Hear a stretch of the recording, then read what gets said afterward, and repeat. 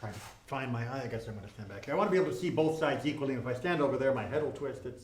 This will be okay. This will be okay. I've got enough room to back up. My happy feet can still walk. Shabbat Shalom. Shabbat Shalom. All right. So as we all know, it is a mitzvah to read the Torah portion each week. What you may not realize is that mitzvah takes place Sunday through Friday, and then we will read, of course, on Shabbat, but you are supposed to be reading it on your own privately, which means it's fair game for me to give you a little quiz on this week's Torah portion. Oh, but you shouldn't be worried or afraid. This is Parashat Noach. This is the story of Noah. Everybody knows this story, right? Of course you do. Don't groan. You're trying to prejudice the test giver here. How many of each animal came onto the ark? Two of each. Two of each. But for humans. But for humans. And birds.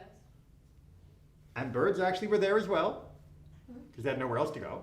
Yeah, they flew in. But what about the clean animals? The part that doesn't make it into the artistic representations.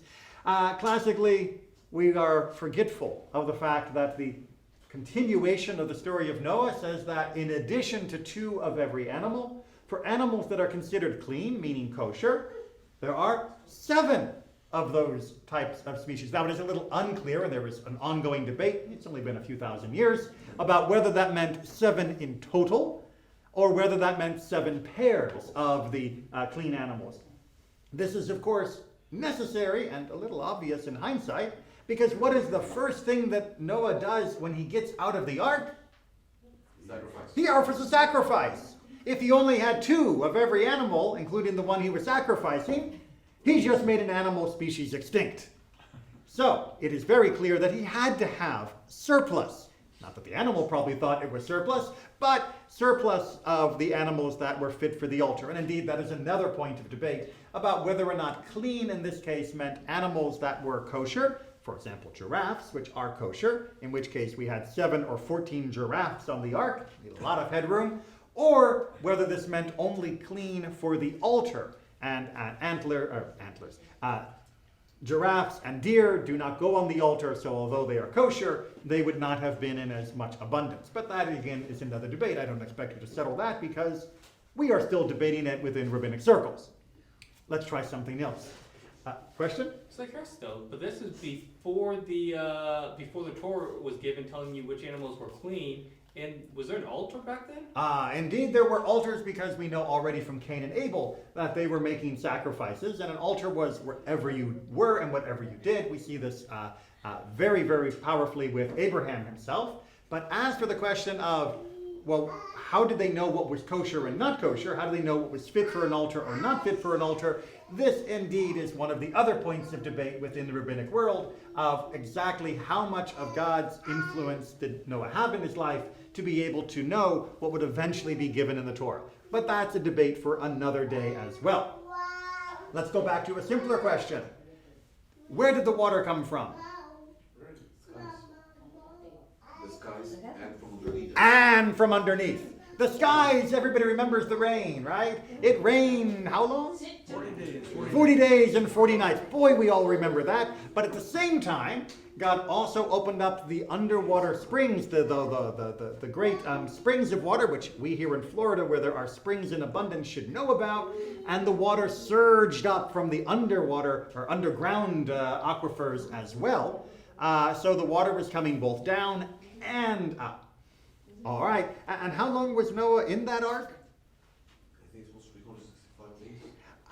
Well, it depends on how you want to do the math. It is at least a year, probably a year plus 10 days.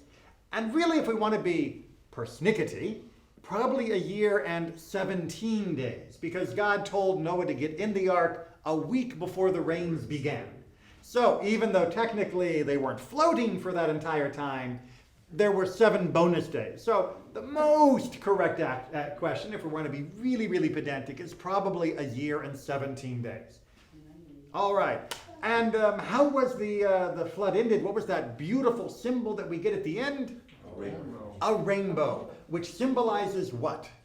The covenant that God was not going to destroy humans again by flood. the covenant that God was not going to destroy the humans again by flood, although it is clearly stated within other parts that God's not going to destroy us any other ways either. It wasn't that God was only removing flood from the table of destruction. There would never be a global destruction again. And that means the rainbow is a good thing, right? No.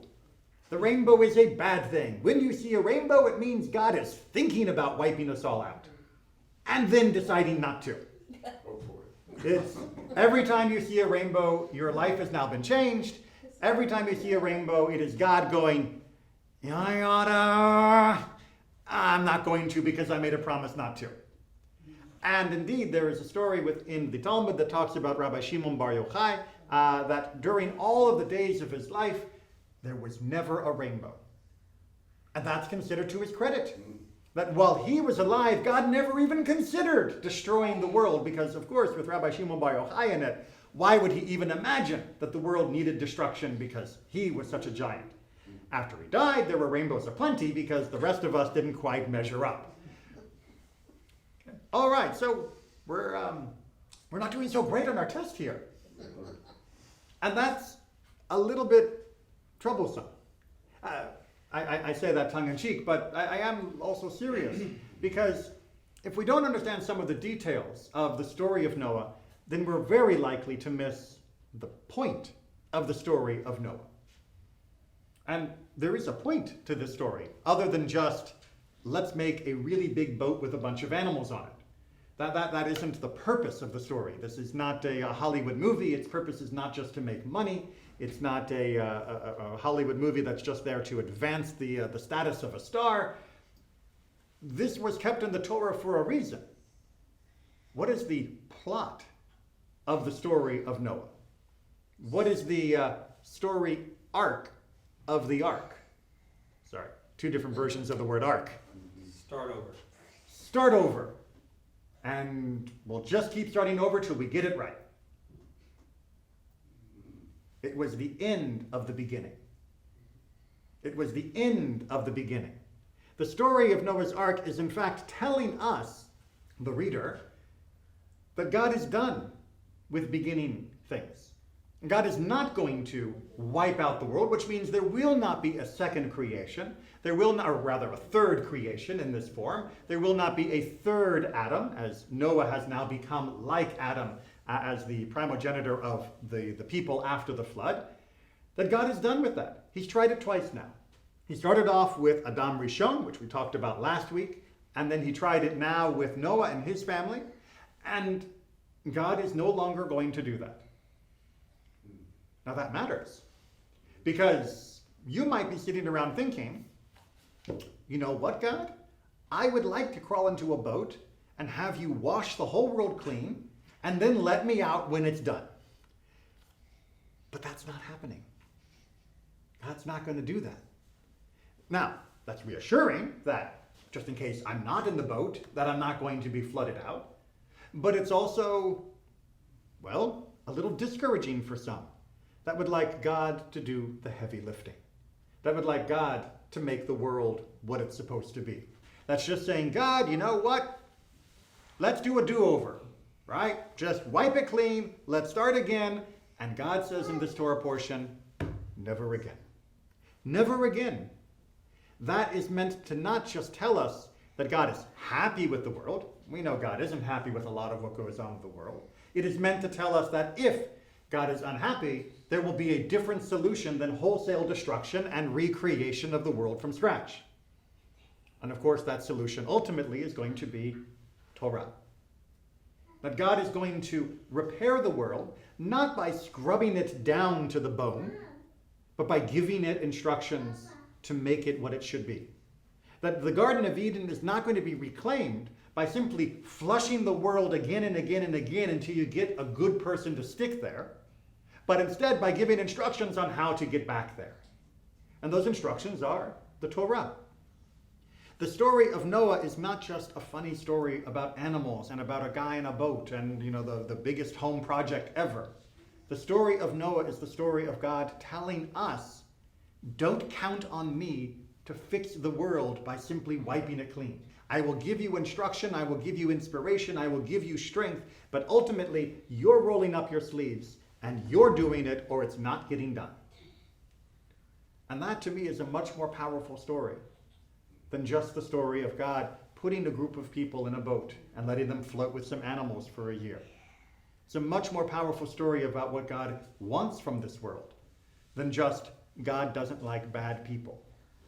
This is the end of the beginning, and it is the beginning for us of the call of Torah to a purpose other than simply waiting around for the flood. Shabbat Shalom. Shalom.